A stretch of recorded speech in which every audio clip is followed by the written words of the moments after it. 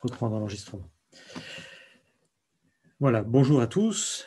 Donc, bienvenue dans ce deuxième webinaire consacré à l'accompagnement des entreprises et particulièrement des PME de la filière automobile face aux nombreuses et très très sérieuses mutations technologiques, même ruptures technologiques et ruptures de marché qu'elles vivent en ce moment, particulièrement depuis le début de l'année pour des raisons diverses, mais toutes plus sérieuses les unes que les autres.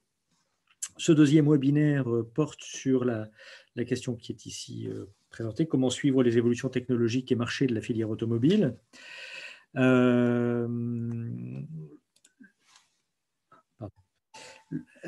vais vous présenter donc ce contenu pendant une heure à peu près. Je pense qu'on peut considérer que tout le monde a le droit de s'exprimer oralement, même si les micros sont désactivés. Donc, n'hésitez pas, si vous le souhaitez, à réactiver le micro, parce que sauf si tout à coup la fréquentation devient beaucoup plus importante. On était plutôt parti sur une logique de chat, mais si on est en petit nombre, on peut retenir cette utilisation-là. Alors, ce déroulement que je vais vous présenter ici, vous le voyez ici à l'écran, se déroule de plusieurs façons. Je vais faire en plusieurs temps, pardon. Je vais faire un premier retour rapide sur le cadre, le contexte de ce webinaire, expliquer d'où il vient, enfin, quelle est sa justification et l'origine de sa création, et puis dans quel cadre il s'inscrit, particulièrement celui du contrat stratégique de filière et de l'EDEC. Et ensuite, on abordera le contenu lui-même, le contenu concret lui-même, avec la justification de cette idée de veille dans la filière automobile. Pourquoi mener une veille dans la filière automobile particulièrement ? Ce qui n'est peut-être pas une question aussi évidente que ça. Troisième point, que suivre et quelles sources externes pour le faire. Comment organiser, quatrièmement, l'information interne de l'entreprise pour ne pas passer à côté des signaux faibles. Et enfin, comment arbitrer sur les pistes ouvertes par les résultats de la veille. Alors, on a une heure à peu près. Il y aura une demi-heure de questions après, mais si vous le souhaitez, on peut aussi faire une pause en cours de route, enfin, échanger plutôt en cours de route. Pour préciser un peu le périmètre de ce webinaire, je pense que ce qui est important, c'est que on va voir qu'il s'inscrit dans un cadre un peu plus large que ce seul sujet de la veille technologique et économique. Donc, il y a des sujets proches qui sont traités par ailleurs. Ça n'est pas non plus un webinaire sur l'intelligence économique ou l'intelligence stratégique, même si la veille est une composante clé évidemment de tout ça. Et particulièrement, on ne va pas aborder ou juste effleurer la question de, en fonction des analyses que je peux faire, des informations que je trouve, quelles inflexions je peux apporter à ma stratégie. Donc, je pense que je vais vous expliquer pourquoi, mais je crois qu'il y a déjà un premier sujet important qui est comment j'accède à l'information et qu'est-ce que j'en fais et pourquoi c'est important que je le fasse.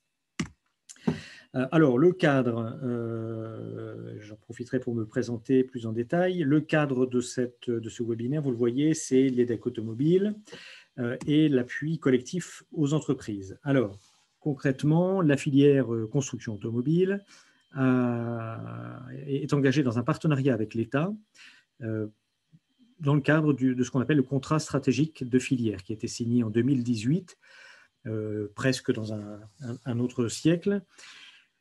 Avant beaucoup de choses qu'on connaît. Et donc, ce contrat stratégique de filière, il visait à aider la filière automobile française à relever les défis nombreux du véhicule autonome et connecté, des nouvelles motorisations, de la transition environnementale, des nouveaux usages de la mobilité, etc. Ce contrat stratégique de filière repose sur des hypothèses d'innovation, de mix énergétique, c'est-à-dire d'évolution du mix des motorisations qui ont été travaillées, développées de façon très, très attentive et rigoureuse en particulier par la plateforme filière automobile et le BIP, un cabinet qui intervient pour la PFA sur ce sujet-là en particulier. Ce contrat stratégique de filière se décline de façon plus précise en ce qu'on appelle un EDEC, un engagement de développement de l'emploi et des compétences, qui lie les mêmes acteurs de la filière avec la DGEFP, enfin le ministère du Travail, afin de permettre, d'encadrer, d'appuyer, de structurer plutôt et d'appuyer la gestion des compétences, l'adaptation des compétences, la sécurisation des parcours professionnels, etc. dans la filière. Autrement dit, l'aspect, l'enjeu emploi et compétences, qui est un enjeu fondamental avant même les difficultés économiques qu'on connaît aujourd'hui. Troisièmement, cet EDEC, cet engagement de développement de l'emploi et des compétences, a des traductions d'appui individuel et d'appui collectif à la filière, au PME. Cet appui prend plusieurs formes, donc individuel avec du conseil strictement individualisé, et puis un appui collectif dans le cadre duquel mon propre cabinet MBJ intervient, ainsi qu'un autre cabinet, Stimule Conseil, en particulier sur l'émergence de projets, la définition de projets, ou pour ce qui nous concerne plus précisément, pour ce qui concerne MBJ, plus précisément la conduite du changement, la conduite des projets stratégiques des entreprises sur des aspects comme la performance industrielle, avec Pascal Repin ici présent, comme des opérations, des grandes manœuvres stratégiques type partenariat ou croissance externe, ou encore des recherches d'applications industrielles, pour ne prendre que quelques exemples. Avant de continuer, pour ce qui me concerne, je suis Olivier Vérag, je suis consultant spécialisé sur les problématiques du lien entre mutation économique, emploi et gestion de compétences, qui me conduisent à accompagner soit des territoires, soit surtout des observateurs de métiers et de branches et des filières, notamment industrielles, sur ce sujet-là. Et puis à développer des outils numériques dans ce sens-là. Et je travaille depuis presque quotidiennement depuis une demi-douzaine d'années, depuis 2015-2014, sur la filière automobile, avec plusieurs travaux, notamment 2 études importantes que je suis en train d'actualiser sur l'impact justement des mutations technologiques, des mutations marché, des mutations réglementaires, environnementales, sur les besoins de compétences, les besoins d'emploi, et donc les métiers dans la construction automobile. Voilà. Alors, cet appui aux entreprises dont je vous parlais, comme je vous le disais, repose sur 2 choses, en tout cas au titre de l'appui collectif, de l'appui du conseil aux PME de la filière, avec des prestations de 3 jours qui sont entièrement prises en charge par l'OPCO2I et la DGEFP. Et l'animation de webinaires comme cet après-midi. Donc cet après-midi, je vous l'ai dit, comment suivre les évolutions technologiques et marché de la filière automobile.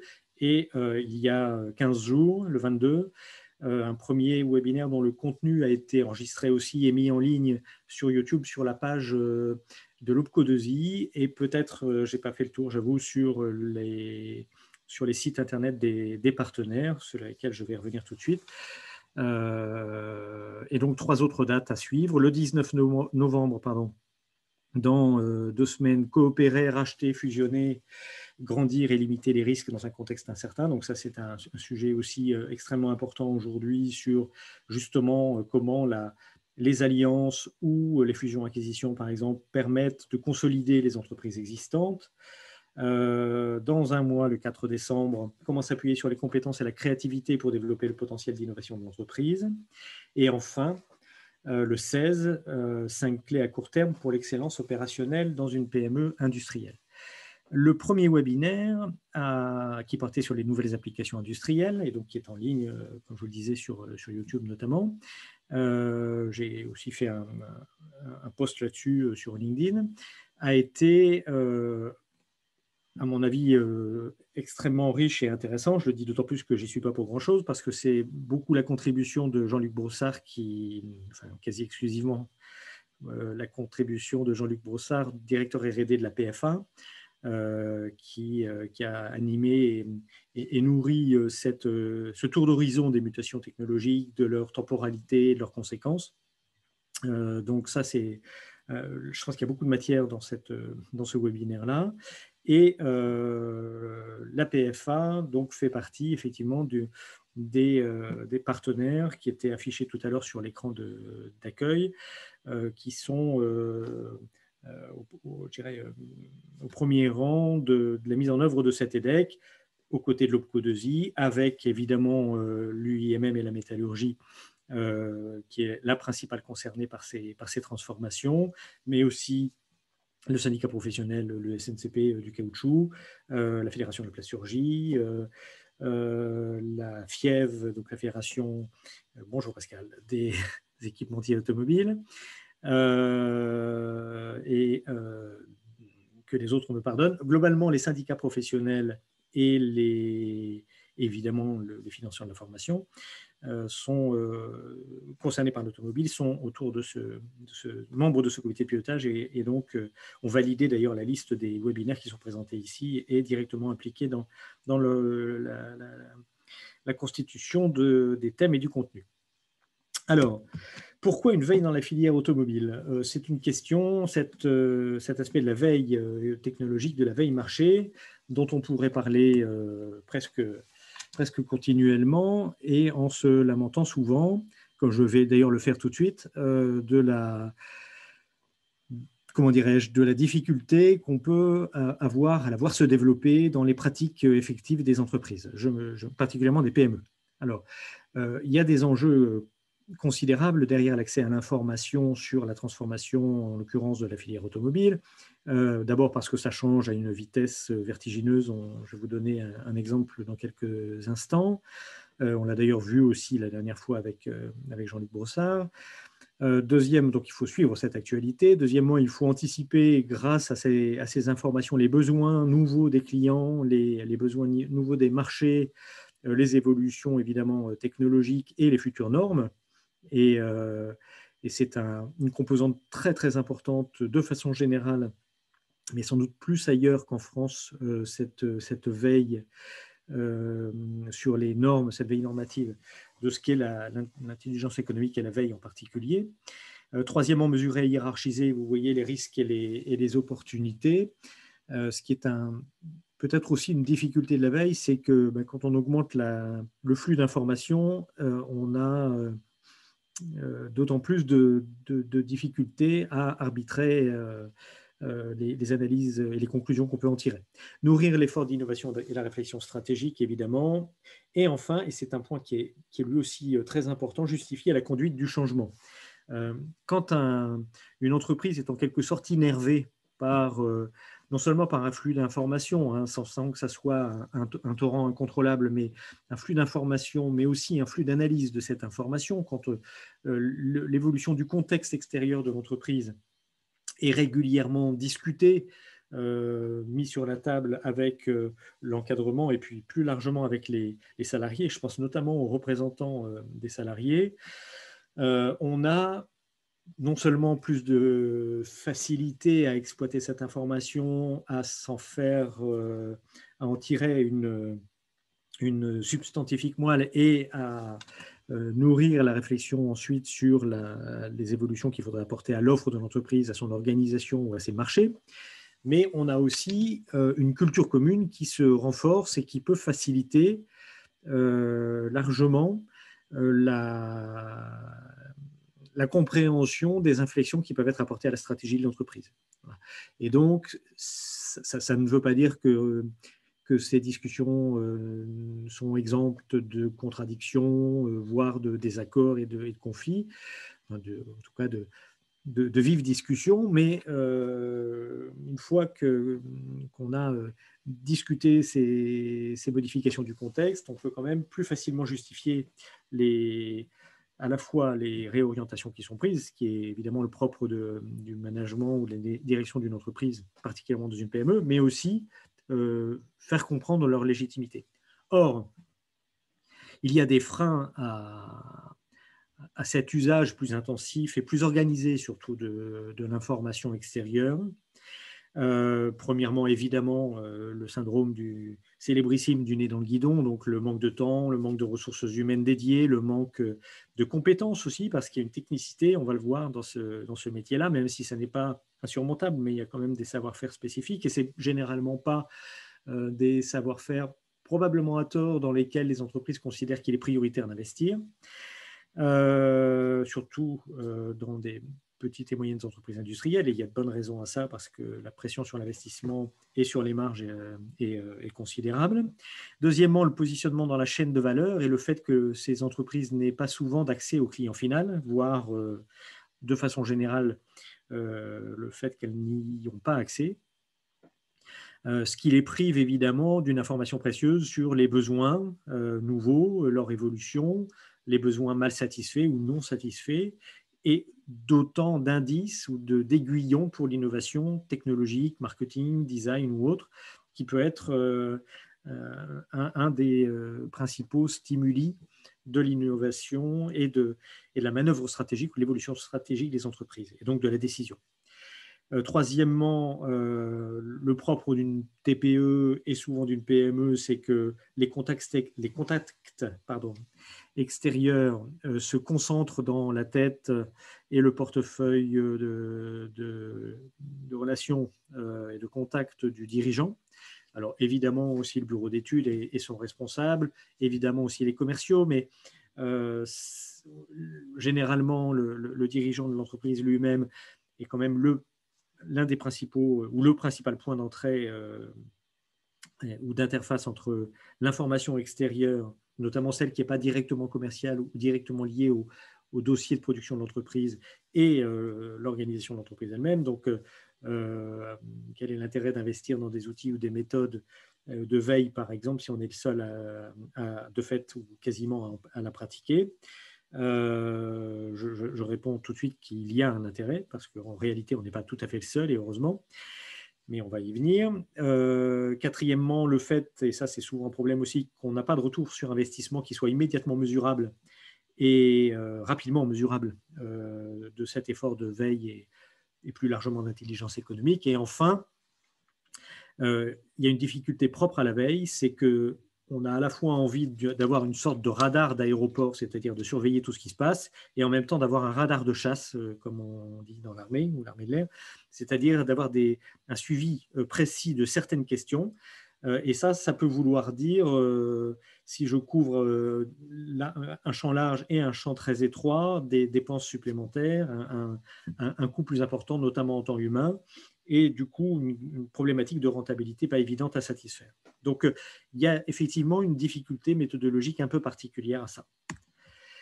Alors, dans ces conditions-là, pourquoi, au-delà de l'évidence qui est qu'évidemment l'entreprise a besoin de s'ouvrir et de s'intéresser à ce qui se passe dans son environnement marché, dans son environnement technologique, au-delà de ses contacts directs et immédiats, ça coule de source, mais concrètement, l'évolution des attentes des clients, l'évolution de l'environnement technologique, l'évolution normative, tous ces aspects-là ne sont pas nécessairement au contact direct du dirigeant et de son équipe. Donc pourquoi, encore une fois, investir là-dessus et du coup, pourquoi ce webinaire?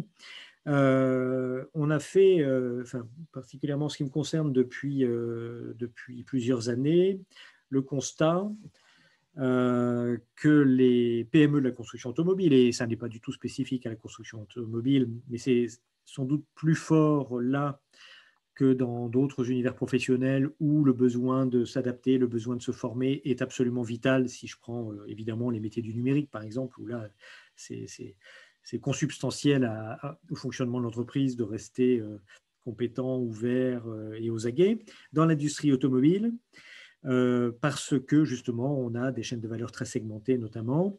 On a un flou stratégique, c'est-à-dire que les dirigeants, quand j'ai fait l'évaluation de la charte automobile il y a 5-6 ans, 6 ans, oui, j'ai constaté systématiquement dans toutes les régions où j'ai pu à la fois réaliser des entretiens et présenter les résultats de cette évaluation, que les PME étaient demandeuses pas d'un cadre, mais de lignes directrices, de la visibilité sur l'évolution des marchés, l'évolution des technologies, l'évolution des demandes et des besoins futurs des donneurs d'ordre et des équipementiers, donc des constructeurs et des équipementiers de rang 1, et que cette demande d'éclairage, ces entreprises ne l'avaient pas. Ça a un petit peu changé, on va y venir, mais globalement, ce flou reste quand même quelque chose d'assez dominant, je dirais, chez les rangs 2, rang 3. Deuxième constat, une forte participation des PME aux présentations des travaux prospectifs de la filière automobile, c'est-à-dire que quand on présente notamment les résultats des études que j'ai eu l'honneur et le plaisir de faire pour l'Observatoire de la métallurgie, il y a réellement une mobilisation des PME, en l'occurrence évidemment métallurgistes, sur la participation, dans la participation à ces présentations. Il y a vraiment un vrai intérêt et une vraie curiosité sur les résultats, et des questions qui venaient systématiquement sur des choses qui peuvent paraître depuis le rang des constructeurs ou le rang des équipementiers des questions réglées, en tout cas pour un certain nombre d'entre eux, et qui en réalité ne sont pas du tout tranchées pour les PME. Je pense par exemple à l'évolution des motorisations. On pouvait avoir, peut-être à cause d'un travail de deuil difficile à faire aussi, des réticences ou de grandes interrogations sur concrètement est-ce que cette affaire du Dieselgate va réellement enterrer ce type de motorisation. Alors, il y a quelques équipementiers qui ont du mal à y renoncer ou à enterrer ça tout de suite, évidemment, pour des raisons logiques, mais globalement, quand on écoute les constructeurs et les équipementiers, et a fortiori les pouvoirs publics, qui ont là-dessus même une attitude, quelquefois, dans certains territoires, certains pays, à mon avis, un tout petit peu rapide quand on regarde les analyses en cycle de vie, on a un vrai décalage dans les représentations entre les différents protagonistes, entre les différentes parties prenantes, et notamment entre les PME et justement ces acteurs type pouvoir public qui sont un peu beaucoup plus loin dans l'abandon des motorisations diesel et thermiques.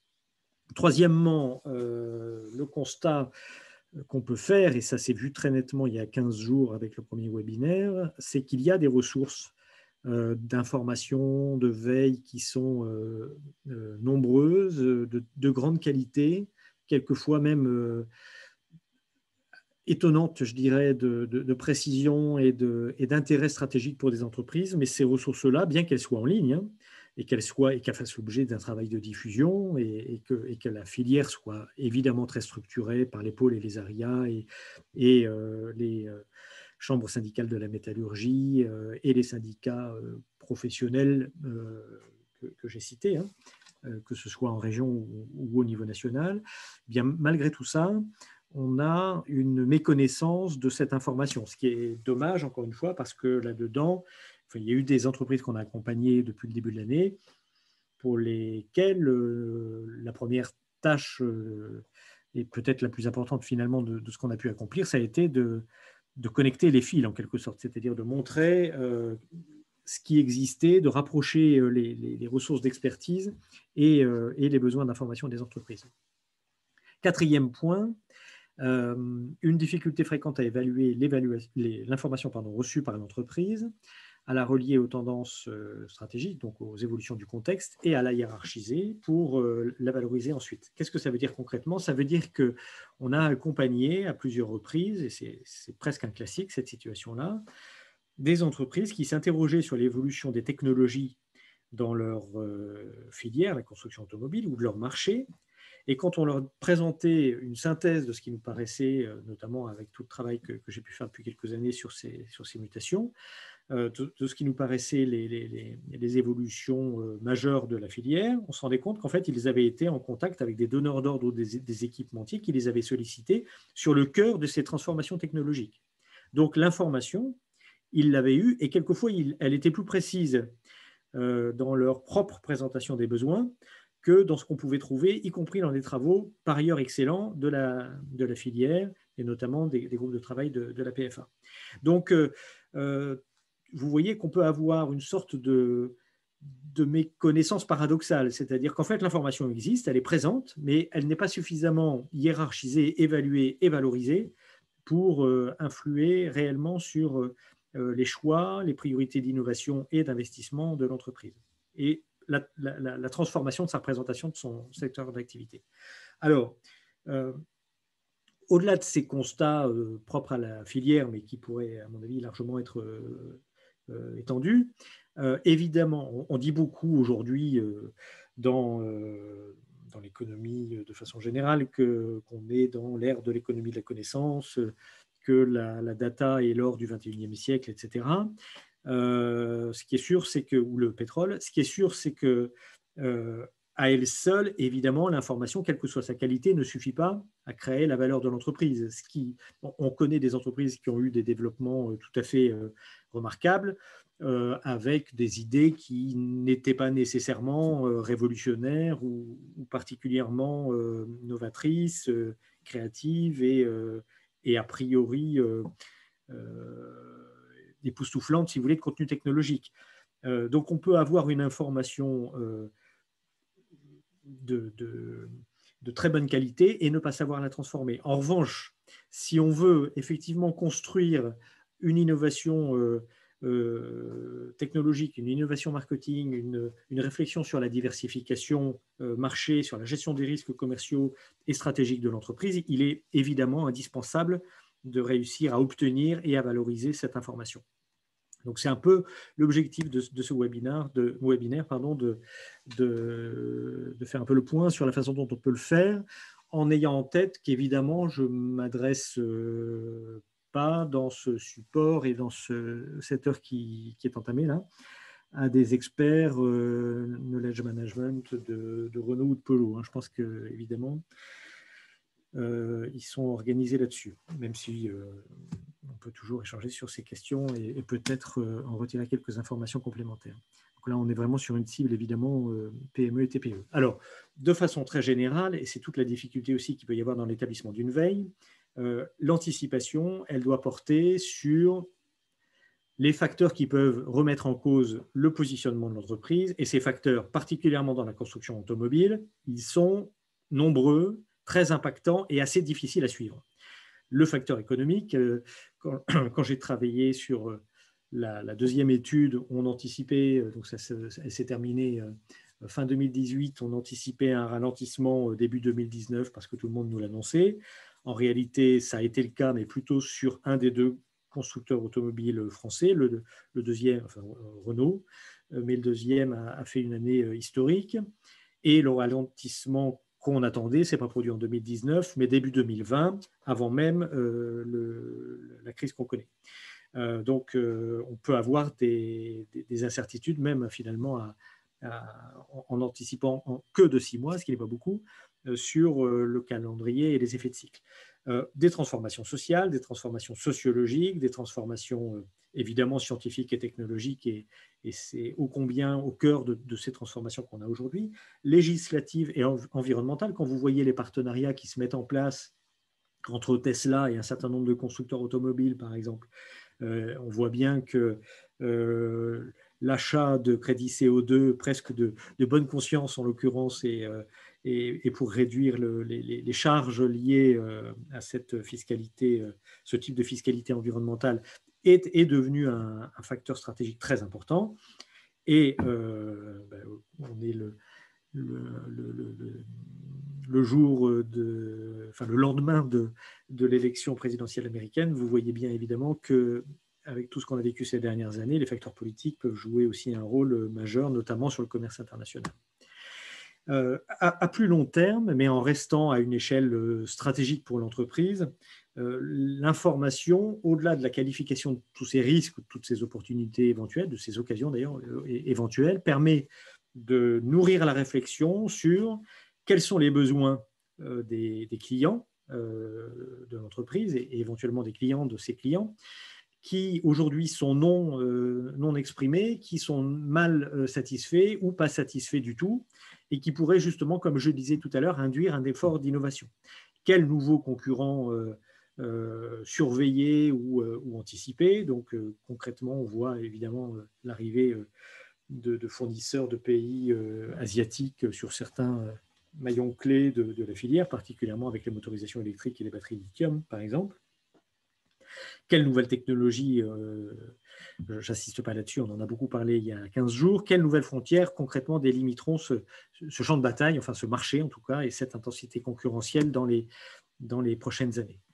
Alors, quelques questionnements ici qui peuvent aussi nourrir la réflexion du dirigeant et de son équipe, et si possible d'ailleurs vraiment de son équipe, pas seulement du dirigeant, sachant qu'on peut avoir, y compris sur des sujets qui ne sont pas dans le cœur du domaine d'intervention de tel ou tel, le responsable de bureau d'études, d'innovation par exemple, des contributions réellement intéressantes sur des sujets sur lesquels on n'attend pas, c'est-à-dire par exemple sur les attentes clients. Donc là-dessus, comme je le disais tout à l'heure aussi, c'est l'occasion, ces réflexions collectives, de créer une culture commune sur l'activité de l'entreprise, son positionnement de marché, son positionnement stratégique de façon générale et sur les défis auxquels elle va être de plus en plus confrontée. Donc, quels sont nos principaux types de clients, évidemment, quel est le degré de dépendance vis-à-vis des principaux clients, qu'est-ce qu'on vend à qui, donc la reconstitution des couples produits-marché, les technologies et les savoir-faire requis aujourd'hui et qui pourraient peut-être aussi être éventuellement remplacés, substitués demain, et quel usage font nos clients, c'est la question des besoins non ou mal satisfaits avec nos produits. Alors, dans le contexte de la filière construction automobile, on est, je dirais, surchargé de raisons absolument nécessaires et indispensables de mener cette activité de veille, même, et peut-être surtout si on est une PME, parce qu'on est dans un contexte, vous le voyez, d'incertitude et d'instabilité. On a des changements en quantité et des changements extraordinairement impactants. Électrification de la chaîne de traction, rien que dans ce mot-là, la question de la batterie lithium-ion sur des petits véhicules urbains, c'est 30 à 40% de la valeur ajoutée du véhicule. Donc évidemment, ça veut dire que j'ai beaucoup travaillé sur l'impact de la baisse des motorisations diesel sur l'emploi. Là, potentiellement, à l'époque, vous aviez 15 000 emplois concernés, un peu moins si on arrivait, ce qui semblerait être le cas, à amener sur le territoire national une filière de production de cellules de stockage électrique pour les batteries lithium-ion. Mais si tout ça restait asiatique, c'était 15 000 emplois perdus. Donc évidemment, des conséquences sur les entreprises de la filière considérables. Deuxièmement, le véhicule autonome et connecté. C'est un tout petit peu moins à la mode en ce moment depuis les déclarations très explicites de Carlos Tavares sur le thème de ceux qui pourront se le payer ont déjà un chauffeur concrètement. Donc ça veut dire que, et c'est assez logique quand on y réfléchit, sauf que c'est quelque chose de très récent, on a bien une baisse dans l'ordre des priorités de cette question-là, de cet objectif-là. Les nouvelles applications technologiques liées à ces transformations, donc électronique embarquée, électronique de puissance, électrification, etc., ADAS, qui font naître des besoins de composants, des besoins de modules, des besoins de pièces qui n'existaient pas auparavant, mais souvent en appelant des technologies que les entreprises historiques de la construction automobile et notamment les sous-traitants n'ont pas nécessairement. La réglementation, notamment environnementale, et la fiscalité, je l'évoquais brièvement. Les retournements de marché, ça, je pense qu'on peut parler d'un retournement de marché en 2020. Compte tenu du deuxième confinement et puis peut-être des numéros ultérieurs qui arriveront sur le premier semestre 2021, il est clair aussi que la visibilité sur la dynamique commerciale et la dynamique marché de la construction automobile, c'est quelque chose de très important, évidemment, pour non seulement les constructeurs et les équipementiers, mais aussi beaucoup pour les PME elles-mêmes. Dernier point, je vais y venir, les changements de cap stratégique assez fréquents des entreprises. Un exemple très clair, quand j'ai travaillé sur la première étude en 2016, les prévisions presque gravées dans le marbre, c'était le véhicule autonome et connecté circulera, d'ailleurs comme le véhicule à motorisation pile à combustible, enfin en tout cas avec transformation de l'hydrogène par la pile à combustible et alimentation des moteurs électriques, à l'horizon 2030. Et concrètement, c'était un sujet fondamental. Si les constructeurs de l'époque, les constructeurs européens et français particulièrement, ne maîtrisent pas cette technologie-là, ils se feront doubler et ils perdront leur prééminence sur le marché par des nouveaux entrants, Waymo et Tesla pour ne pas les nommer, et pas forcément seulement eux. Ça, c'est 2016. 2020, la crise du diesel, la crise économique, le retournement du marché début 2020, avant même l'épidémie, plus évidemment ces confinements et cette crise économique, font que les entreprises n'ont plus les moyens de courir tous ces lièvres technologiques à la fois. Et donc, le véhicule autonome et connecté, on verra, on continue à y travailler parce que les aides à la conduite sont intéressantes et pour le coup réalistes d'ores et déjà aujourd'hui, mais il y a beaucoup d'incertitudes technologiques et on ne sait même pas si ça existera en vérité de façon définitive un jour. Alors, donc si vous avez commencé à investir en 2016 sur des calculateurs embarqués, sur de l'infrastructure voirie, véhicule, etc., vous risquez de voir cette herbe coupée sous votre pied en 2020. Donc évidemment, ce suivi stratégique, cette veille stratégique, elle est extrêmement importante.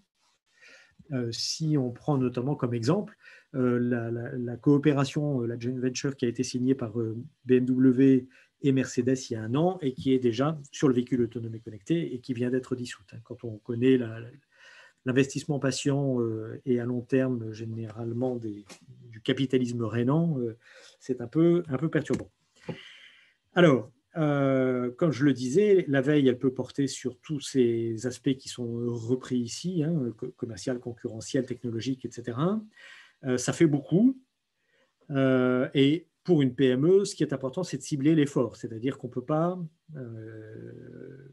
courir, en tout cas, avec les mêmes moyens et des moyens importants, l'ensemble de ces sujets, non seulement parce que ça peut coûter cher au bout d'un certain temps, mais aussi parce que l'attention disponible, la capacité à traiter toutes ces informations, est quelque chose d'assez réduit forcément et qu'il faut prioriser les attentes vis-à-vis de cette veille technologique ou de cette veille marché. Alors, il me semble, et sur la base un peu des accompagnements qu'on mène et qu'on a menés depuis le début de l'année dans la filière, que très clairement les problématiques de technologie, de marché et donc d'applications industrielles, d'où le dernier webinaire, sont prioritaires. Évidemment aussi les aspects juridiques et normatif, mais ça fait partie presque de la veille technologique, en tout cas la partie normative, parce que c'est là-dessus qu'on peut avoir des revirements ou au contraire des potentiels de développement rapidement. Alors l'intelligence économique est donc sa brique, ou une de ses briques principales qui est la veille, peuvent permettre de maîtriser plusieurs risques et d'anticiper plusieurs risques, la fragilisation des clients eux-mêmes, alors la fragilisation économique ou la dégradation de la façon dont les clients achètent pour l'entreprise qui les fournit. Je pense au délai de paiement, par exemple, même si on a là-dessus un encadrement légal, mais il y a des façons de s'adapter, disons, à cet encadrement légal. Enfin, je ne vais pas entrer dans les détails, mais disons que la loi LME ne règle pas tout.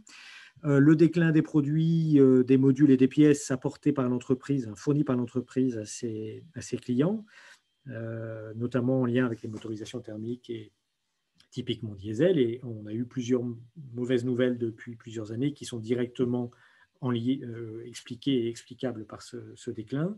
L'arrivée de nouveaux concurrents, évidemment, y compris sur la prestation intellectuelle à force de la rajouter dans la filière. La perte de compétitivité de l'offre de l'entreprise du fait de l'arrivée de concurrents extérieurs ou de problèmes de maîtrise des facteurs de productivité. À l'inverse, elle permet aussi d'ouvrir de nouveaux horizons et de nouveaux potentiels de développement avec de nouvelles applications industrielles, de nouveaux partenariats, des gisements d'innovation potentiels, et justement, ce qui alimente d'ailleurs les opportunités d'innovation, des besoins non ou mal satisfaits. Alors, que suivre et quelles sources suivre, pardon. Si on schématise les besoins d'information auxquels les entreprises et les PME peuvent être confrontées et les différents outils qu'elles peuvent mobiliser pour remonter cette information, on peut les organiser selon ces deux axes que vous avez ici. Le degré de précision et d'individualisation, c'est-à-dire de réponse aux besoins spécifiques d'information et d'aide à la décision de l'entreprise compte tenu de ce que sont ses marchés, ses applications, ses technologies, sa concurrence, etc. Donc vraiment le sur-mesure, si vous voulez. Et un deuxième axe qui est le coût de mise en œuvre. Évidemment, plus c'est précis, plus c'est cher. Ça serait trop beau si c'était le contraire. Mais toutes ces sources d'information, tous ces outils de veille, en quelque sorte, méritent réellement d'être examinés en détail.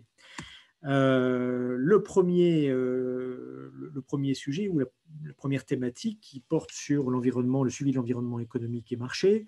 Alors, pardon d'enfoncer des portes ouvertes, mais la veille presse est évidemment quelque chose de majeur, enfin une composante indispensable et en réalité très utile et très intéressante de la veille économique de façon générale. Ça résout de loin, ça ne résout pas tous les problèmes et ça ne répond pas à tous les besoins. Mais en tout cas, si on veut avoir justement ce radar à spectre large sur l'évolution du contexte, c'est assez indispensable en réalité d'avoir une veille dont j'ai pris ici quelques titres évidents et bien sûr non limitatifs, mais qui donne une bonne température à la fois de l'état de tel et tel acteur majeur, et puis aussi et surtout des facteurs qui font la transformation de la filière aujourd'hui. Ces sources d'information permettent souvent, ça dépend du type d'entreprise auquel on s'intéresse, mais permettent souvent de suivre aussi individuellement des entreprises. Alors après, vous avez aussi des sources, on va y venir, d'informations très individualisées sur les entreprises et les PME concurrentes, prestataires, fournisseurs ou clientes nommément. Mais on n'a pas toujours une veille presse ou une couverture presse de bonne qualité de ce type de PME, évidemment. Ce qui est une première étape justement de description ou de recensement des entreprises de la filière, même si ça n'est pas exhaustif, c'est l'outil des annuaires d'entreprise ou aussi des cartographies d'experts, si vous voulez, qui peuvent être alimentés par ça. Alors, la filière automobile est bien structurée en France, particulièrement avec les pôles et les ARIA, dont vous avez ici le rappel, le tout étant animé par la PFA, avec au niveau national un vrai appui en termes de recherche-développement, j'en ai parlé tout à l'heure, en termes aussi de veille sous plein d'angles différents, je vais y venir, et puis d'appui en expertise, emploi, formation, innovation aussi, emploi, formation, j'irais de façon partenariale avec les branches évidemment elles-mêmes et les observatoires, particulièrement celui de la métallurgie qui est allé très loin là-dessus. Si on... Oui, je crois qu'il y a des questions. Conversation, voilà. On peut ajouter Cara, absolument. Pascal, j'ajoute Cara tout de suite parce que voilà, je le fais immédiatement. Alors, c'est vrai que Cara, donc en Auvergne-Rhône-Alpes, pardonne-moi, c'est bien, t'es fidèle. J'en doutais pas, notre bien, mais je remets en projection. Voilà. Et donc, je partage. Nous y revoilà. Où suis-je?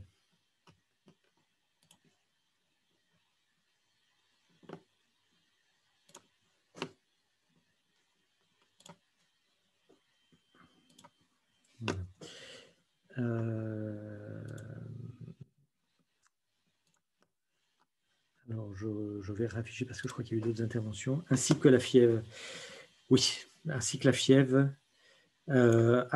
Oui, bien sûr, ainsi que la fièvre. Et puis, alors, je les ai évoqués, Pascal, au tout début, j'ai évoqué l'ensemble des partenaires, mais effectivement, bien sûr, la fièvre et les syndicats professionnels aussi sont des relais et des partenaires essentiels dans ce travail de veille. J'ajoute d'ailleurs que une des organisations qui ont vraiment beaucoup aidé au développement de cette action au titre de laquelle on intervient en ce moment, et le SNCP par exemple, donc c'est le cas du caoutchouc et des polymères. J'avance sur ce point-là. De façon générale, je suis désolé parce que je vais être. On donne toujours le bâton pour se faire battre quand on se lance dans ce type de présentation. Je vais forcément oublier des sources et des acteurs qu'ils me pardonnent. Mais il faut effectivement intégrer certains pôles. Là, j'ai mis vraiment les pôles de compétitivité. J'aurais pu et dû d'ailleurs ajouter les ARIA indépendamment des pôles. Alors, l'ARIA Hauts-de-France, par exemple, qui vient de faire un travail, enfin un webinaire extrêmement intéressant dans lequel Yann Vincent présente le projet ACC, donc de fabrication de cellules, enfin d'usine, pardon, de fabrication de cellules de stockage électrique pour les batteries lithium-ion à Béthune, enfin Douvrin plus exactement. Ça, c'est vraiment une. J'essaye de me procurer ce webinaire et je n'ai pas encore l'information, mais il y a forcément là-dedans, compte tenu et du sujet et de l'ampleur stratégique de cette question et de l'auteur, enfin de l'intervenant, le pôle véhicule du futur. Oui, bon, je vais.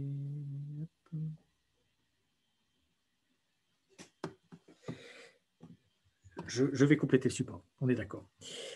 Donc, ce webinaire sur le projet ACC, c'est une mine d'or, si vous voulez, sur les besoins industriels, les besoins, enfin les caractéristiques industrielles d'un projet pareil. C'est le premier, alors il y a le démonstrateur, mais c'est le premier grand projet de Gigafactory en France. C'est fondamental d'ailleurs pour ce territoire-là et son adaptation, puisqu'il a la Française de mécanique qui est directement impliquée par ces transformations de la motorisation. Donc il faut suivre ça de très près, bien évidemment. Alors, tout en complétant le support dès que j'aurai terminé ça ou pendant les questions-réponses, j'avance sur le déroulement parce qu'il est déjà moins 10. On a dans un certain nombre d'offreurs privés, si vous voulez, que je vais citer aussi, qui sont des producteurs d'études sectorielles dans lesquelles on a quelquefois des revues individuelles, des informations individuelles sur les entreprises, leur activité, leur positionnement, leur dimension, leur rayonnement, et qui peuvent être très intéressantes, comme ça a été le cas récemment dans une entreprise qu'on a accompagnée, pour pré-cibler, pour pré-qualifier des entreprises potentiellement intéressantes dans le cadre d'une croissance externe. Donc, c'est une information très intéressante à mobiliser. Ça n'est pas du sur-mesure, mais ça peut être quand même un bon niveau de détail. Ça n'est pas non plus une information gratuite. Un outil que je recommande et qui a été cité par Jean-Maxime Boulanger, donc j'y viens tout de suite. Cléo, qui est donc le dispositif de veille mis en place par la PFA, est pour moi peut-être la source multisource justement d'informations la plus riche. Enfin, il y a vraiment une matière extrêmement intéressante, que ce soit sur le suivi des entreprises, sur le suivi des technologies, avec, vous le voyez, 300 sources, un travail de veille quotidienne, une information qui vient des sites Internet des entreprises, qui vient des organes de presse, etc. Donc, la possibilité de créer des alertes, enfin, vous avez tout ça sur ce transparent. Il serait presque criminel de ne pas exploiter ce formidable outil. Il suppose l'adhésion aux pôles et aux ARIA, mais honnêtement, être dans la filière automobile aujourd'hui et ne pas faire partie d'un pôle ou d'une ARIA ou les deux, c'est se mettre en danger stratégiquement pour toutes les questions qu'on évoque depuis tout à l'heure. Et pas seulement pour des aspects de financement de l'innovation, évidemment. Les travaux également de prospective technologique sur lesquels s'est beaucoup appuyé Jean-Luc Brossard il y a 15 jours sont une mine d'or également, avec dans certaines études, je pense notamment à celle sur l'hydrogène, des identifications très précises des besoins de composants et de l'état des approvisionnements sur le marché national ou le marché européen. Évidemment, mais je n'insiste pas là-dessus, la participation active, c'est-à-dire pas simplement la fréquentation des stands au salon, celui de Paris, mais pas seulement d'autres. Je promeus, même si j'ai directement contribué, mais les travaux de l'Observatoire paritaire des métiers de la métallurgie, parce que je pense que ce travail sur l'emploi, les métiers, les compétences est là aussi une ressource très intéressante, pas seulement dans la gestion des compétences. Et puis on a, là on entre vraiment dans le domaine de la veille technologique, de la veille scientifique, de la veille brevet, des opérateurs pour le coup privés, et quelquefois je vais y venir, pas privés, publics, qui sont des sources d'information. Bon, là on a une sélection, quelques extraits, mais qui sont une source d'information classique, connue, évidente. Mais ça nécessite du temps et des moyens. C'est généralement souvent pris en charge, en tout cas par les bureaux d'études. Toujours sur cette veille brevet, marque, dessin, modèle, on a des solutions gratuites également avec l'INPI, bien évidemment, avec les développements relativement récents par l'INPI de bases de données en ligne qui permettent à la fois de faire un suivi financier des entreprises, donc d'accéder aux données des greffes type société.com et de faire un suivi des brevets déposés à l'INPI. Des moteurs d'agrégation de sources presse, justement, un peu comme le fait Cléo, donc à mon avis, même si c'est tout à fait important ce que font les opérateurs privés là-dessus, largement, on peut s'appuyer sur Cléo pour le faire, et c'est une des grandes valeurs ajoutées de la PFA, me semble-t-il. L'étape suivante, au-delà de ces sources d'informations majeures, si vous voulez, c'est la constitution d'outils individualisés, d'outils propres à l'entreprise, de moteurs de veille et d'organisation de la veille. Alors là, on entre dans un équipement, dans un investissement logiciel qui peut être significatif, pas forcément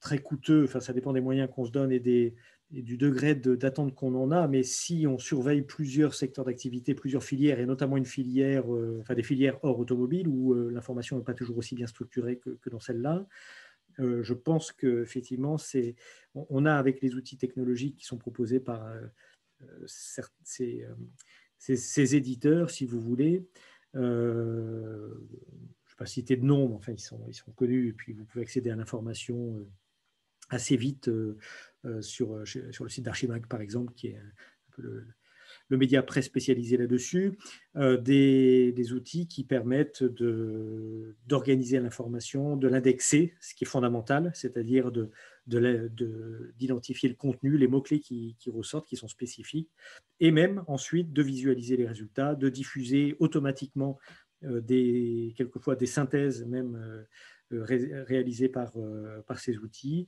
et ensuite de faire un traitement de type text mining ou data mining. Voilà. Alors, ça peut coûter relativement cher, ça va jusqu'à 8 000 € par an, enfin, ça dépend du nombre d'utilisateurs aussi. Ce n'est pas forcément à la portée de toutes les TPE, PME, mais je pense que quand une entreprise grandit, qu'elle a plusieurs marchés à surveiller, il devient important de mener un travail de ce type-là et d'outiller la fonction. Sur la veille financière en particulier, il y a un acteur majeur. Je précise qu'évidemment, je n'ai pas d'intéressement chez tous ces gens-là, mais celui-là, en l'occurrence, est quand même une des références du fait de la diversité des outils d'information qu'il propose, pas seulement de l'information financière, aussi de l'information sur les liens capitalistiques entre les entreprises. ce qui est évidemment intéressant, et les fusions-acquisitions.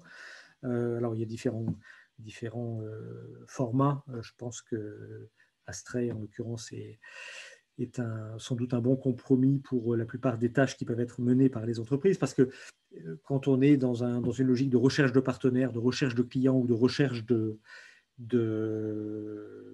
cibles, par exemple pour une croissance externe, évidemment, il faut savoir à peu près où on met les pieds. Et là, si on part d'une longue liste, on peut toujours utiliser société.com, mais il va falloir acheter un peu de données. Et au bout d'un moment, on se retrouve avec ce type de problématique d'économie d'échelle, en quelque sorte. Il y a une chose importante également, c'est que même si l'information gratuite sur Internet est forcément limitée, en tout cas sur les sites privés, elle existe quand même sur ce site, sur société.com par exemple. Et puis, encore une fois, l'INPI a développé avec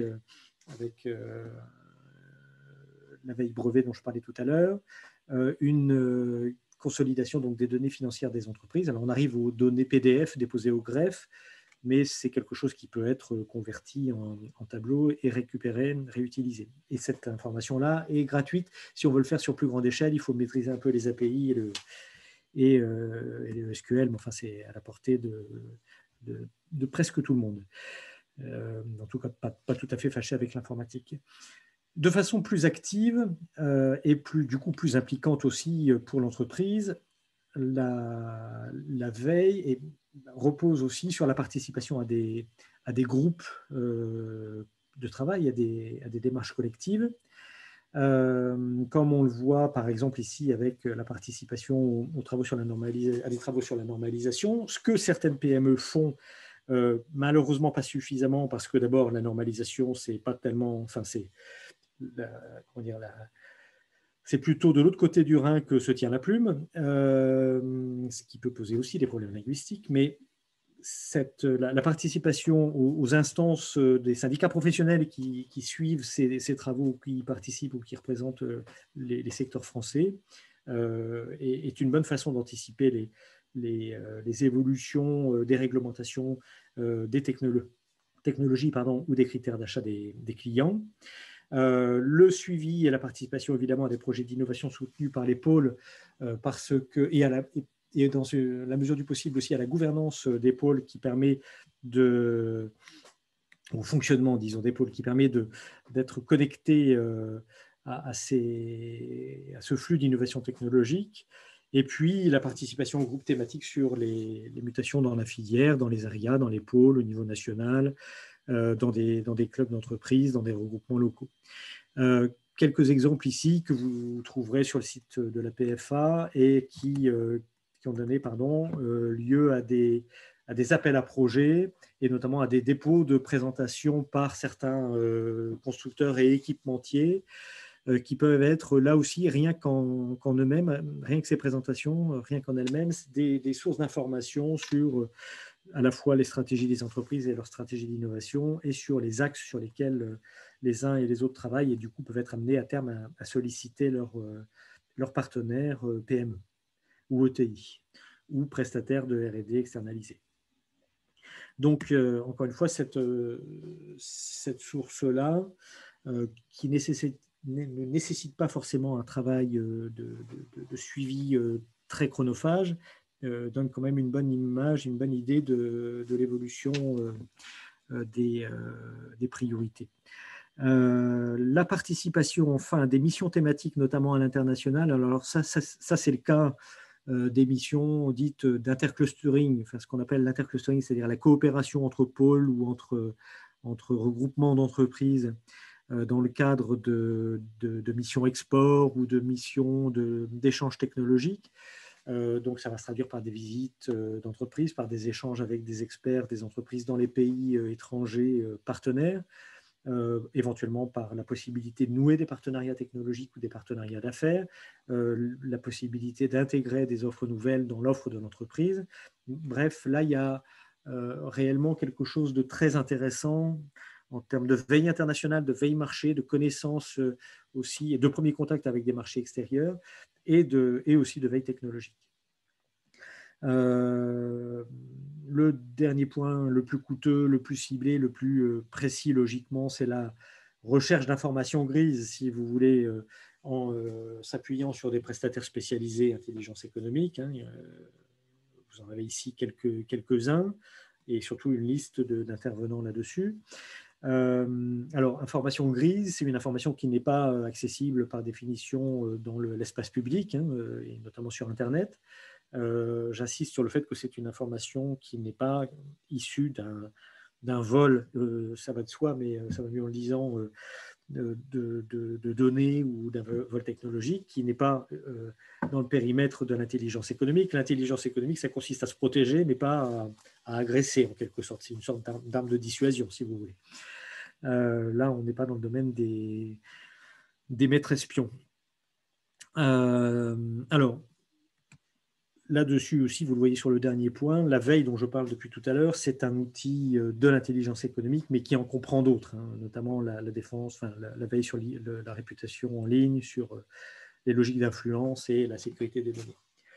Alors, quand on s'appuie comme ça sur un prestataire extérieur, il paraît important de spécifier les objectifs de cette investigation, spécifier également les questionnements, donc pourquoi on a besoin de cette information-là, quelle est la nature précise de l'information dont on a besoin, quels sont les résultats qu'on en attend et quel usage va en être fait, quelles sont les informations nominatives aussi qu'on aimerait récupérer, c'est-à-dire il n'y a pas seulement une information objective sur un marché, une technologie, une application, mais aussi des noms, des coordonnées d'interlocuteurs, et ça c'est aussi très important pour de la recherche de partenaires, par exemple, ou de la prospection commerciale. Ce qui est intéressant aussi, c'est que ces missions-là peuvent constituer la base, le premier socle, la première étape d'une veille ultérieure qui sera actualisée de façon systématique et qui permettra d'éviter de redépenser de l'achat de prestations relativement coûteuses. Alors, comment organiser l'information interne, et pas seulement l'information externe? On peut considérer, comme je le disais tout à l'heure, que dans une PME, on a un point d'entrée majeur qui est celui du chef d'entreprise et de ses réseaux locaux, sectoriels, nationaux, régionaux, d'experts ou d'autres chefs d'entreprise.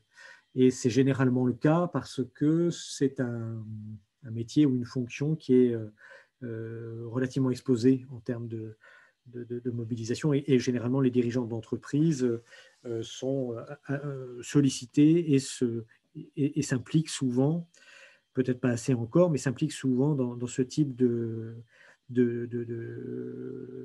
j'allais dire de vie sociale, en tout cas de vie de réseau, d'animation de réseau et d'échange d'informations. On a aussi 3 grands points d'information, évidemment, qui sont les commerciaux grâce aux consultations, aux demandes de devis et aux analyses de suites de données qu'il faut essayer de pratiquer systématiquement, évidemment, des suites de données aux consultations et notamment l'analyse des échecs.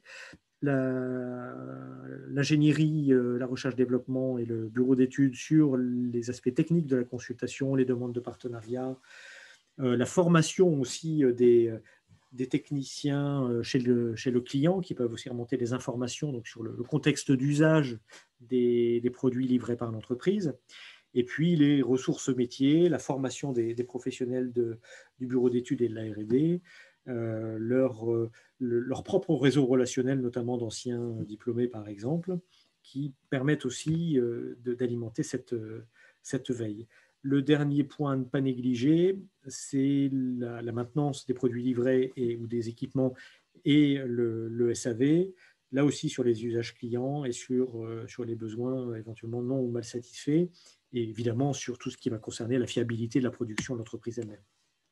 Alors, si on accroît le flux d'informations entrant dans l'entreprise, on se pose la question rapidement de l'évaluation, de la hiérarchisation et de l'exploitation de cette information. Et donc, il semble qu'il y a 3 questions à se poser. La première, c'est comment on retient, qu'est-ce qui fait qu'on retient cette information? Est-ce qu'elle nous apporte des éléments d'aide à la décision ou d'orientation nouveaux? Donc, en quoi cette information est-elle nouvelle et qu'est-ce qu'elle veut dire pour nos marchés, pour nos clients, pour l'usage qu'ils ont de nos productions ou de nos services, donc les applications et leurs besoins. Deuxièmement, quelle valeur lui donner? Là où on peut avoir un lien avec l'intelligence économique, c'est aussi sur je dirais, l'évitement des rumeurs, enfin sur la qualification de la fiabilité de l'information. Ça, c'est un point important aussi. Est-ce qu'on a un signal faible qui est réellement interprétable ou pas? Est-ce qu'on a plutôt une opportunité de développement ou de renforcement de l'entreprise, ou plutôt une menace? Et quelle suite? Je vais revenir là-dessus aussi. Tout simplement, la suite, ça peut être aussi de retourner vers l'émetteur de l'information ou la source de l'information et d'essayer de développer cet aspect-là, parce que si on considère que l'information est utile, c'est notamment cette personne-là qui peut éventuellement la développer. Donc, la suite en termes de management, cette fois-ci, évidemment, c'est l'analyse, la réponse aux besoins, l'identification de compétences à acquérir ou de technologies à acquérir, soit en interne, soit par de la recherche de partenaires. Voilà. Donc, dans l'univers de l'IE, si vous de l'intelligence économique, ce dont on parle ici, c'est vraiment plutôt les deux premiers points, la recherche d'information, l'exploitation et l'analyse. La protection des données critiques, c'est la cybersécurité, je n'y viendrai pas. Et les questions d'influence et de réputation, c'est encore un autre sujet, un autre chapitre, très caractéristique de l'IE et de certains métiers liés notamment au numérique. Voilà. Je fais ce rappel simplement pour dire que, évidemment, ces deux points-là peuvent être très importants. Alors, qu'est-ce qui fait qu'une information doit être discutée, priorisée et considérée comme un facteur de changement dans l'entreprise? Il peut y avoir plusieurs facteurs. Le fait qu'elle émane d'un compte clé de l'entreprise. Un compte clé, ce n'est pas forcément seulement un client majeur ou un client qui pèse lourd dans le chiffre d'affaires. Ça peut être aussi un leader ou un partenaire technologique, donc quelqu'un qui même s'il ne représente pas un volume d'affaires important, a une avance sur la concurrence et peut être un inducteur d'innovation pour l'entreprise elle-même. Ça peut être aussi un prescripteur, quelqu'un qui vous commande peu mais vous recommande souvent. Et donc ces éléments-là, ces sources-là, sont des sources critiques, je dirais, à surveiller. Alors, il peut y avoir évidemment d'autres raisons et d'autres types de sources à surveiller en particulier. Ce qui est intéressant et ce qui rend l'exercice difficile aussi, c'est la dissonance, parce qu'on a tendance à s'en protéger plutôt qu'à la traiter, c'est-à-dire on a une demande qui correspond à un besoin pour lequel on n'a jamais été sollicité. Qu'est-ce qu'on fait de cette information-là? L'exemple que j'évoquais en introduction sur l'entreprise qui avait en fait un grand nombre d'informations critiques sur des nouveaux usages liés aux mutations technologiques de la construction automobile. Cette entreprise-là s'est dit, effectivement, c'est une information dissonante, mais concrètement, ça en est resté là. Resté là. Si elle s'était dit, cette information est révélatrice des changements dans la filière, peut-être qu'elle aurait, ce qu'elle a fini par faire d'ailleurs, retraiter tout ça et chercher à développer les aspects technologiques de ces données qu'elle avait eues, des signaux faibles qu'elle avait reçus, pour voir s'il fallait en conséquence s'adapter à sa politique d'innovation. Le fait qu'on ait un marché clé qui soit mis en cause, ou qu'on ait au contraire des opportunités commerciales, des occasions de développement commercial importantes, c'est évidemment un facteur qui rend l'information prioritaire. Ce qui peut être aussi intéressant en termes d'évaluation de l'information, c'est de se demander si ce signal faible-là se confirme, si l'information qu'on a entre les mains est quelque chose qui porte sur la totalité, par exemple, du périmètre sur lequel on est positionné dans cette application industrielle-là. Qu'est-ce qui est en jeu? Quelles sont les conséquences pour nous si on ne maîtrise pas cette demande de technologie, si on ne répond pas à ce besoin? Concrètement, qu'est-ce qu'on perd en termes de chiffre d'affaires, en termes de nombre de clients, en termes de contribution à la marge, et comment on peut s'adapter pour contrecarrer ces chaînes de cause à effet éventuellement négatives. Alors, cette veille sur les applications industrielles notamment permet d'anticiper, comme vous le voyez, sur les tendances du marché, à condition, encore une fois, qu'on soit ouvert aux surprises, notamment aux dissonances, qu'on fasse le lien entre l'information qui peut porter par exemple sur un composant livré par l'entreprise et le besoin chez l'utilisateur, parce qu'il y a vraiment besoin de mettre du sens derrière ces données qu'on peut récupérer. Et toutes ces données, surtout quand elles portent sur l'offre de l'entreprise, finalement, c'est ça l'enjeu de l'information interne, ne peuvent être obtenues, sauf exception, que par des contacts directs avec les prescripteurs, avec les acheteurs, avec les responsables fabrication, les responsables R&D chez les entreprises clientes. C'est pour ça que cette valorisation, cette organisation de l'information interne est quelque chose d'essentiel.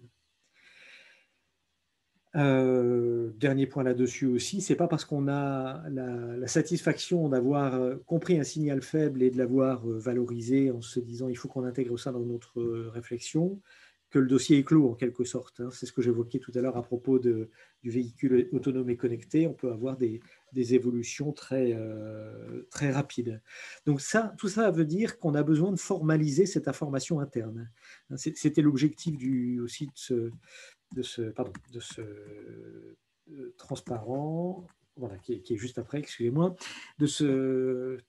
cette formalisation de l'information interne, elle fait partie des outils typiquement qui peuvent enrichir justement la veille et relever de ce qu'on appelle le knowledge management. Donc, on va voir ça tout de suite.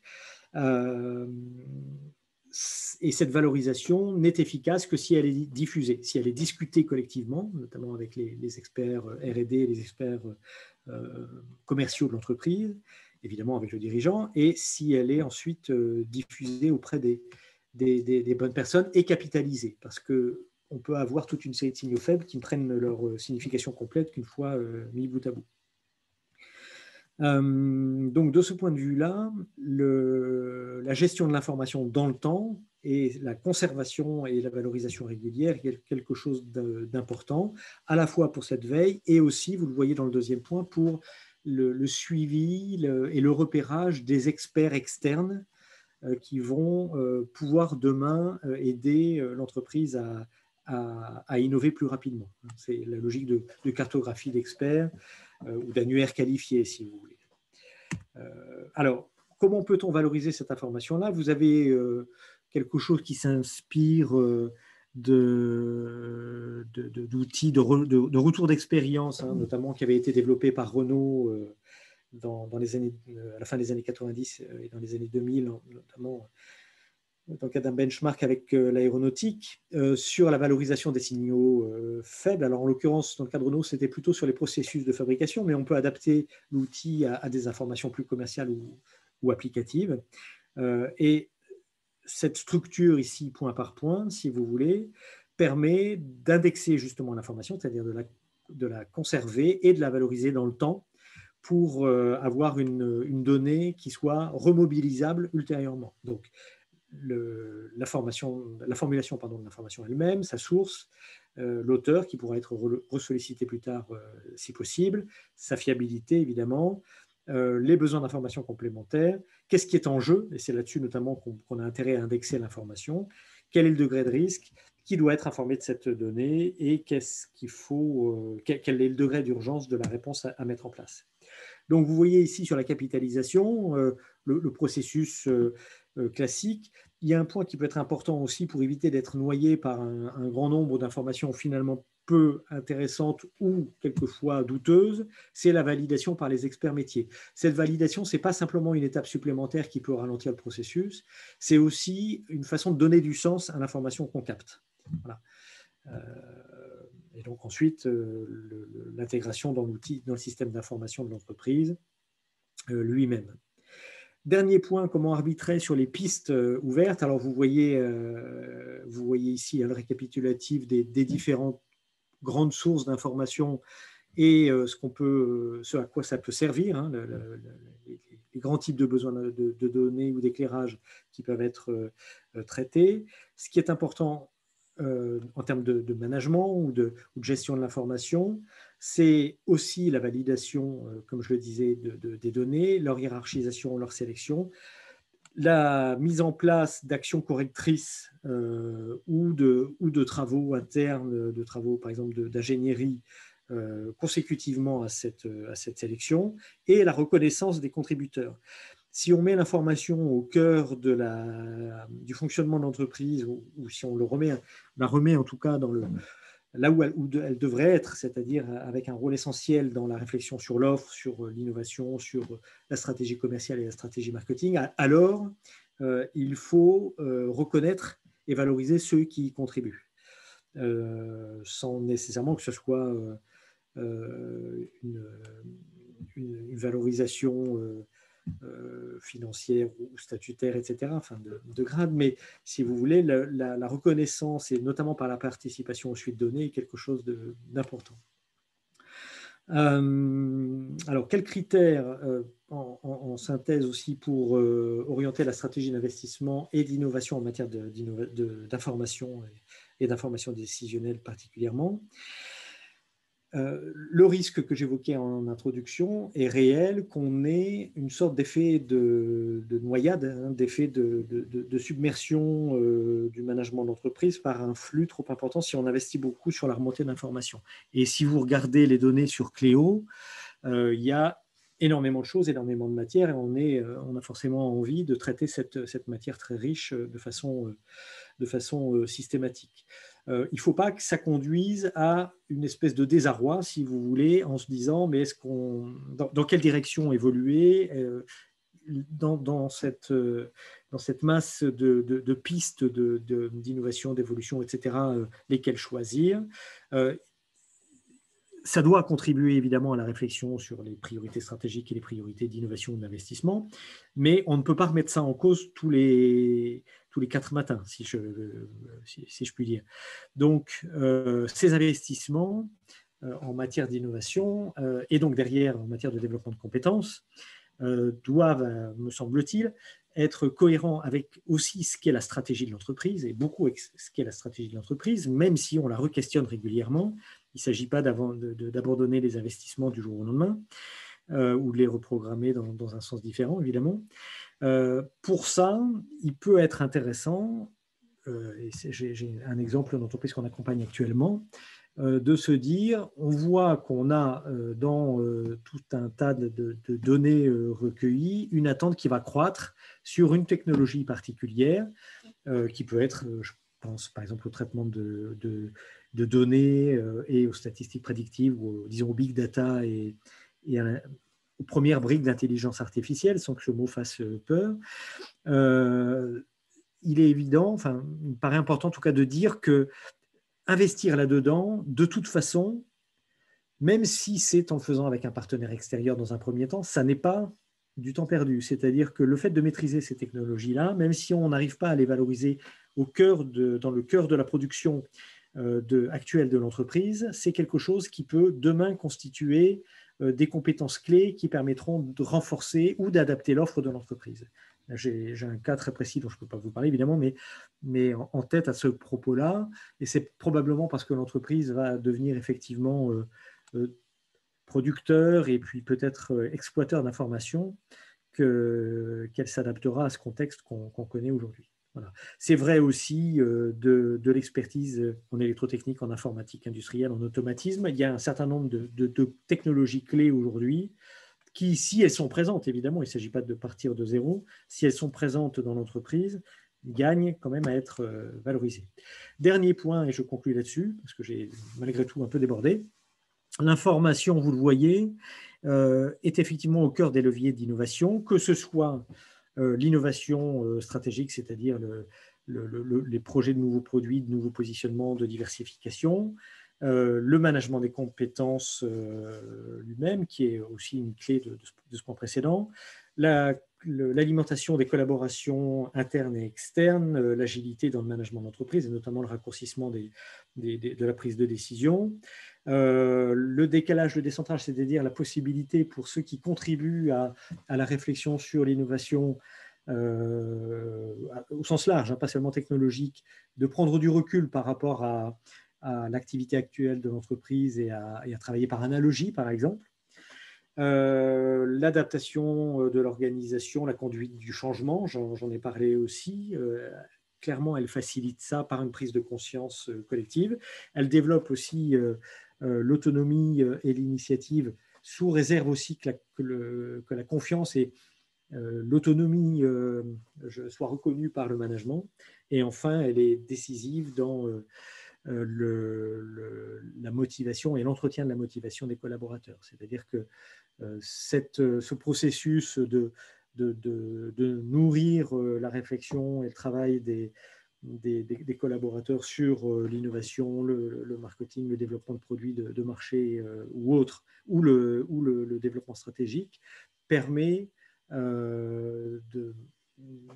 d'appuyer sur ce levier fondamental aujourd'hui de la motivation évidemment des salariés et créer une sorte de boucle de rétroaction, si vous voulez, qui est favorable à une innovation système finalement, et à ce que l'entreprise elle-même soit plus performante. Voilà. Donc je complète je vais compléter immédiatement, mais si vous avez des questions, les points qui ont été évoqués, mais si vous avez des questions d'ores et déjà sur le support ou des réactions, n'hésitez pas à intervenir et à poser vos questions ou à émettre vos remarques ou vos compléments d'information, à condition de réactiver le micro qui, par défaut, est désactivé, ou de poser les questions par le fil que certains ont déjà utilisé.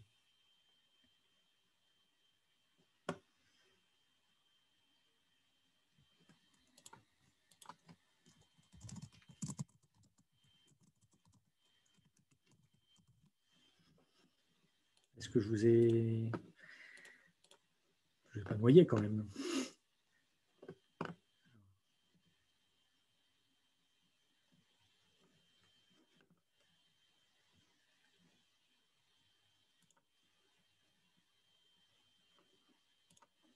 Je vais arrêter le partage.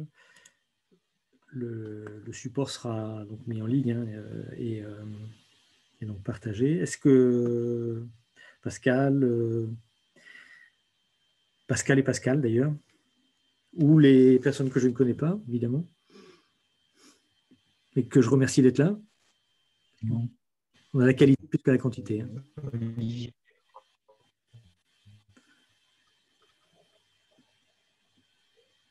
Bon, c'est un sujet qui est un peu compliqué à résumer en une heure, évidemment. Mais je pense que le constat que j'ai fait quand j'ai... Olivier, est-ce que tu m'entends? Oui, je t'entends, Pascal. Bien nous... Vas-y. Je t'entends plus, par contre. En fait, j'aurais envie de poser la question, si je suis à la tête d'une PME, ouais. Ce sujet, je commence par quel bout? Si je veux amorcer... Alors, le bout le plus simple, honnêtement, c'est l'accès aux informations immédiates, presque gratuites, enfin peu onéreuses et riches. Et donc, c'est 2-3 titres de veille presse qui peuvent quand même, au-delà de ce que va apporter Cléo, qui est fondamental, hein, c'est le deuxième point, mais qui peuvent apporter ou développer plutôt, faire vivre la culture générale de l'évolution de la filière. Et on est tous bien conscients que c'est presque un boulot à plein temps en ce moment, compte tenu de la fluidité de cette filière et des évolutions très intempestives des acteurs et des technologies. Donc, il y a cette veille-là, avec les quelques titres, par exemple, que j'ai évoqués, mais il y en a d'autres.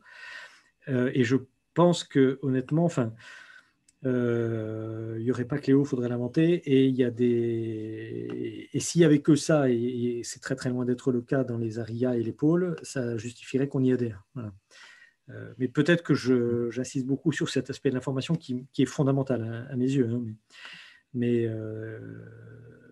par ailleurs, évidemment, les ARIA, j'en ai parlé à propos de cette des Hauts-de-France ou de Cara, qu'on connaît bien tous les deux, surtout toi évidemment, et les pôles sur toute la dimension innovation, technologie, etc., et ont une intervention extrêmement importante et sans doute fondamentalement plus précieuse encore que ça, mais je trouve que cet outil est vraiment remarquablement bien fait, quoi.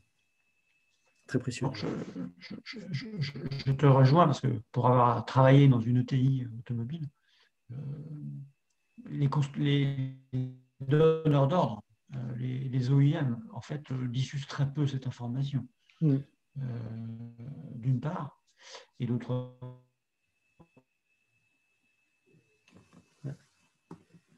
Tu as été coupé, Pascal a diffuse très peu cette information. Je vais peut-être masquer ma caméra. Vas-y.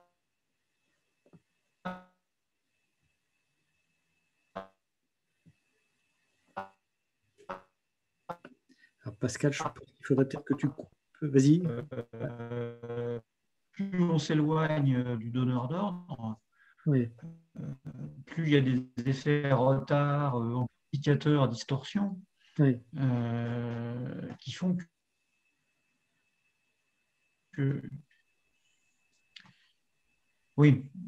Et le deuxième élément, c'est que plus on est loin, alors c'est moi qui vais masquer sur ma caméra, plus on est loin, plus il y a des...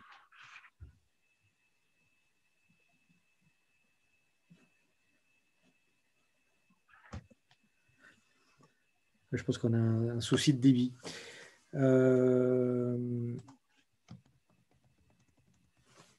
Alors, pour répondre à ta question, ou à ta remarque, Pascal, effectivement, c'est un problème qu'on avait, auquel on s'attendait, mais qu'on avait vu largement dans les premiers travaux, hein, ce problème de flou stratégique que j'évoquais tout à l'heure. En fait, ce dont on se rend compte aujourd'hui, c'est que, alors, pourquoi les donneurs d'ordre communiquaient peu à l'époque. Je pense qu'il y a une raison qui est... Il y a deux raisons. Il y a une mauvaise raison qui est que souvent, c'est un peu comme ça que ça fonctionne en France et qu'on a des relations donneurs d'ordre, fournisseurs, sous-traitants qui sont insuffisamment collaboratives et partenariales. Peut-être particulièrement dans certains secteurs et un peu moins dans d'autres, comme l'aéronautique, mais on a quand même ce phénomène-là qui est un peu une constante française. Le deuxième problème, c'est que, et on le voit très bien avec le véhicule autonome et connecté aujourd'hui ou la conjoncture, il y a un manque de visibilité totale de la part d'un grand nombre de constructeurs. Ce qui s'est passé avec BMW et Mercedes, pour le coup, c'est un peu plus qu'un signal faible, mais c'est quelque chose de quand même assez renversant quand on y pense quand on pense à ce que, à la fois à l'ampleur de ce qu'a été cette alliance il y a un an, parce que c'est pas des amis d'enfance, hein, si je résume, et à ce que veut dire aussi aujourd'hui cette rupture sur l'ordre des priorités et sur le manque de visibilité des deux constructeurs, qui ont chacun leur propre stratégie, c'est quand même très, très particulier. Alors, il y a une question de M. Target sur la liste des organismes par région. Alors, les ARIA, les pôles, sont présentés, récapitulés sur le site de la PFA, de la plateforme filière automobile. Donc, vous allez sur, je crois que c'est PFA Auto, si je ne m'abuse. Vous tapez plateforme filière automobile et vous allez retrouver cette liste sans difficulté avec les coordonnées des interlocuteurs pour adhérer à ces associations ou à ces pôles. Donc les ARIA, c'est les associations régionales de l'industrie automobile, à ne pas confondre avec celles de l'agroalimentaire parce que ça n'a rien à voir, mais ça porte le même nom. Et les pôles, évidemment, c'est le pôle Moveo, ID Forcar, e-Trans, pôle véhicule du futur dont on a parlé tout à l'heure. Voilà. On mettra le support du coup complémentairement à la présentation elle-même parce que j'ai fait quelques modifications. Alors, il y a une question de Monsieur Vincent, de rien, de Monsieur Vincent sur est-ce que, en gros, l'aval de la filière fait un travail de veille comparable, c'est ça? Si elle-même se sert de Cléo, j'aurais tendance à penser que oui, parce qu'effectivement, il y a un partenariat sur ce sujet-là. Et puis, des développements de collaboration. Après, je vous avoue que je me suis surtout concentré sur la partie construction automobile. Alors, pour s'inscrire, il faut s'identifier à un pôle ou à une ARIA. Mais là, je vais avoir du mal à vous répondre avec certitude. Il faudrait que vous demandiez à la Fédération de la carrosserie, à la FFC, ce qu'il en est exactement. Ceci dit, je pense que si vous vous rapprochez de l'association, de la région où vous êtes installé ou la plus proche de chez vous, de la RIA ou du pôle, j'imagine qu'on doit pouvoir accéder à cette base. Et je ne pense pas que ça soit quelque chose de si bloquant que ça. Voilà.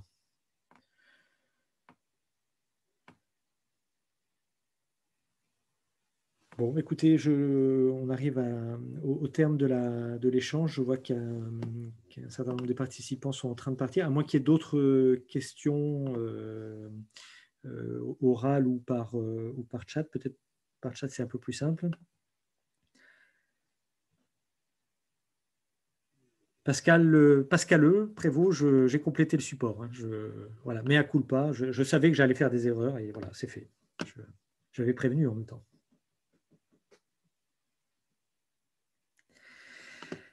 Bon, bah écoutez, je vous remercie beaucoup pour votre participation. Donc, vous avez la liste des webinaires à venir dans les toutes premières pages, la 3e ou la 4e du document.